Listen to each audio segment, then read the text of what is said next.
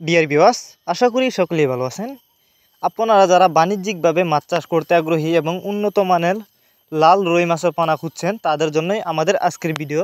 তাই সম্পূর্ণ ভিডিও দেখতে থাকুন, কারণ আজকের ভিডিওতে আপনারা জানতে পারবেন এই রুই মাছের পোনা কিভাবে চাষ করতে পারবেন।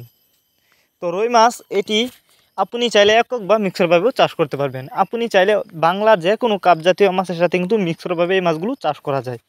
তো এই মাছগুলিকে অবশ্যই নিজে বানিয়েও খাওয়াতে পারবেন এবং আপনি চাইলে কিনেও খাওয়াতে পারবেন। আর এই মাছগুলি কিন্তু আমরা পিস হিসাবে বিক্রি করতেছি। আপনারা যদি এই মাছগুলি চাষ করতে চান, তাহলে আমাদের টাইটেল এবং ভিডিও ডেসক্রিপশন বক্সে আমাদের ফোন নাম্বার দেওয়া আছে।